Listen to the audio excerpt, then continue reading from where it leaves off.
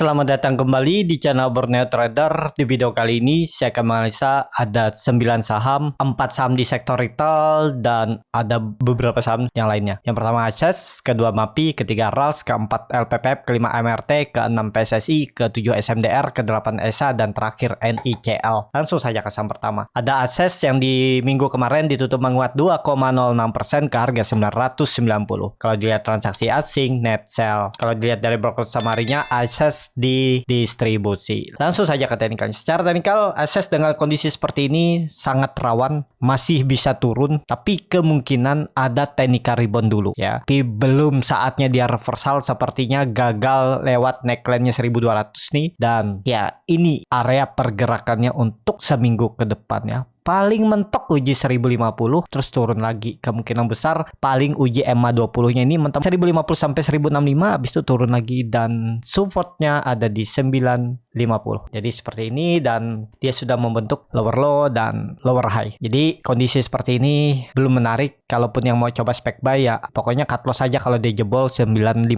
Target profit 1050 sampai 1060. Jadi seperti itu. Untuk Access saya juga ada beberapa kali in out ya. Pertama TP, habis itu cut loss juga pas dia gagal lewat 1000. Waktu itu saya beli buy on breakout di 1100. Habis itu TP-nya di 1050. Habis itu pas dia turun beli lagi dan cut loss 3%. Jadi ya walaupun tipis, yang penting keluar aman dan selamat. Tapi kondisi seperti ini kalau saya lihat ya, yang penting Access jangan turun dari 950. Itu kuncinya. Karena juga ini kelihatan dia itu lagi diakumulasi. Ini volumenya besar nih semenjak Februari. Tapi kan dia belum saatnya ya. Coba breakout resisten ini 1100 gagal ya. Terus false dia turun ya, konsol lagi. Pokoknya konsolnya yang penting jangan turun dari 950. Masih aman kalau mau di hold ya. Pokoknya kalau dia jebol 950 pertimbangkan untuk cut loss dulu kalau niatnya trading, tapi ya kembali ke masing-masing. Kalaupun mau hold juga nggak masalah. Seperti itu. Untuk Access minggu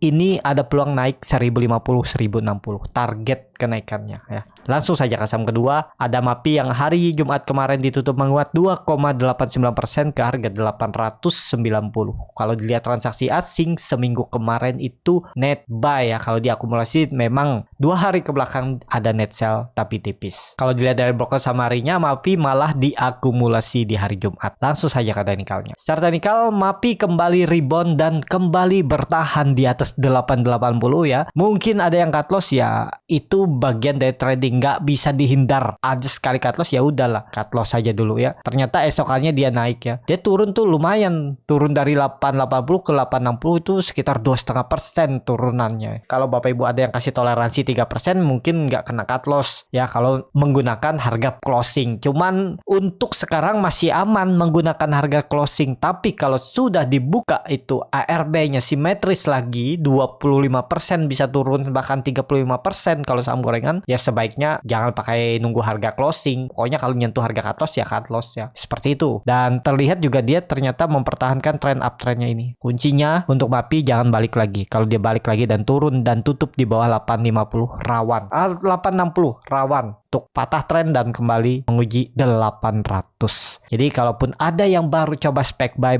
on breakout atau buy on weakness pas di 860, 870, ya pokoknya besok kalau dia merah lagi ya jual dulu aja. Berarti udah nggak kuat. Jadi seperti itu. Kalau memang mau mempertahankan, ya ini sepertinya harusnya sinyal swing low-nya nggak boleh lagi turun, apalagi tutup di bawah 860. Jadi seperti itu. Untuk MAPI, MACD-nya sudah mengarah ke bawah, membentuk dead cross, barcat di bawah 0 juga makin dalam, tapi terlihat volume makin meningkat ya. Beberapa minggu, ya lihat aja konfirmasinya 950 di breakout, lanjut strong uptrend dan mengakhiri area konsolidasi dari 2020. Jadi seperti itu. Untuk MAPI, langsung saja ke saham ketiga, ada RALS yang ditutup menguat 3,14% ke harga 655. Kalau dilihat transaksi asing seminggu kemarin net sell. Kalau dilihat dari broker samarinya ada akumulasi di RALS. Langsung saja ke teknikalnya. Secara teknikal, RALS juga downtrend ya. Sempat di atas 750, habis itu turun lagi dan turunnya juga cukup tajam, dan juga RALS sudah di bawah EMA 200-nya. Jadi kondisi seperti ini mentok-mentok RALS itu 680, 690. Paling ke situ dia nguji resisten, habis itu turun lagi. Jadi kalau nekat beli di 655, kalau dia merah jebol 635 jual aja, nggak perlu nunggu sampai 600. Pokoknya di 630, 625 exit aja kalau dia merah lagi. Itu ya kalau baru buy on breakout atau beli di harga penutupan hari Jumat. Targetnya kemana? 680 sampai 690. Itu aja. Coba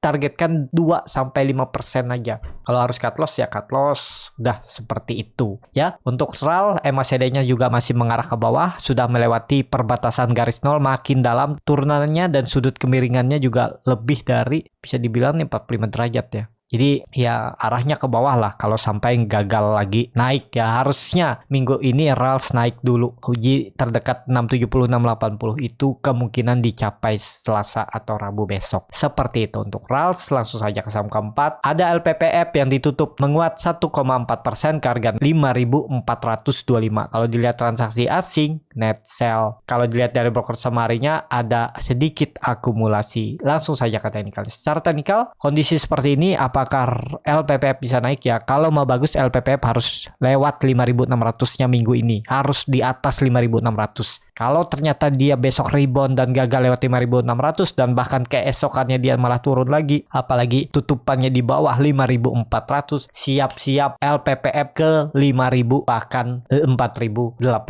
ya. Bisa ke situ dia membuat swing low-nya. Ini juga sudah patah kan supportnya di 5.600. Dia membentuk pola ascending triangle dan ini dia retest gagal. Ya hati-hati itu. Sekali lagi minggu ini harus rebound, harus tutup di atas 5.600. Kalau gagal arah ke 5.000 untuk LPPF. Memang volume meningkat hari ini ya karena tadi ada yang akumulasi si KI. Tinggal lihat aja mampu enggak dia kerek sampai atas 5.600.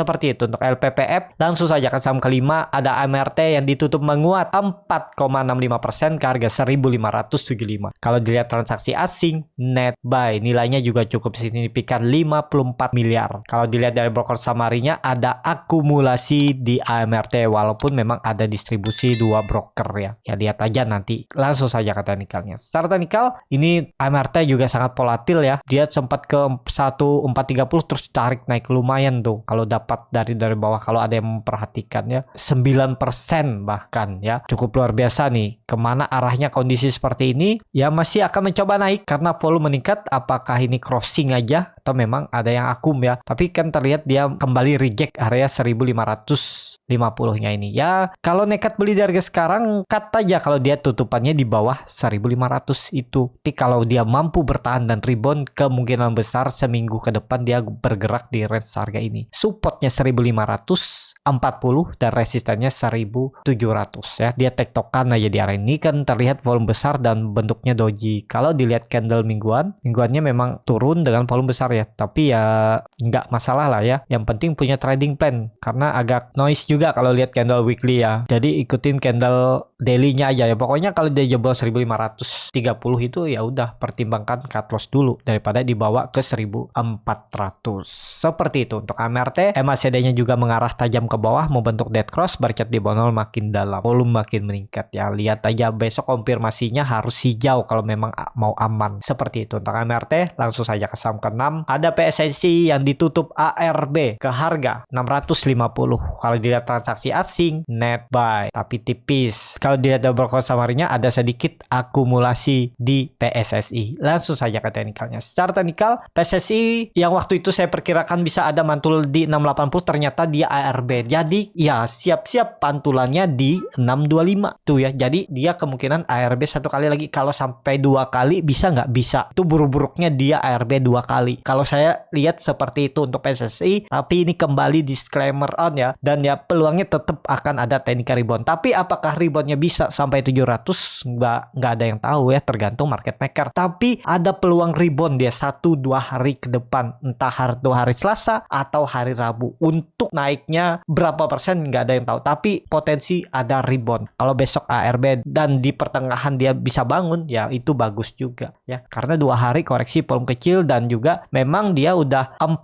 hari naik dengan candle yang cukup signifikan tingginya ya memang harus ada balasannya. Nggak ada yang selalu naik tinggi, nggak ada balasan turun, pasti ada yang profit taking, ada yang mau nurunin penumpang mungkin. Tapi kalau saya lihat kemungkinan dia ARB lagi Selasa ya, baru itu ada perlawanan nggak di ARB-nya. Seperti itu untuk PSSI. Langsung saja ke saham ketujuh, ada SMDR yang ditutup menguat 1,87% ke harga 2.720. Kalau dilihat transaksi asing malah net sell. Kalau dilihat dari broker samarinya ada sedikit akumulasi. Langsung saja ke teknikalnya. Secara teknikal kondisi seperti ini kemana arah SMDR? Kalau saya lihat ya kalau naik tipis saja dia. Malah ada peluang untuk turun ya. Tapi ya range-nya itu supportnya 2.600 dan resisten 2.800. Pokoknya hati-hati aja untuk SMDR, kalau sampai tutup di bawah 2.600 berpeluang besar ke 2.200 dia membuat swing low-nya. Kalau ditarik dengan Fibonacci retracement bisa ditarik dari swing low ke swing high seperti ini ya, mungkin di 2.400 ada pantulan, tapi ya kemungkinan besar dia mantul di golden ratio-nya 0,618 Fibonacci retracement di 2.200 area ini ya. Kemungkinan besar turun sampai sini, kecuali minggu ini dia kembali di atas 2.800 atau bertahan di 2.600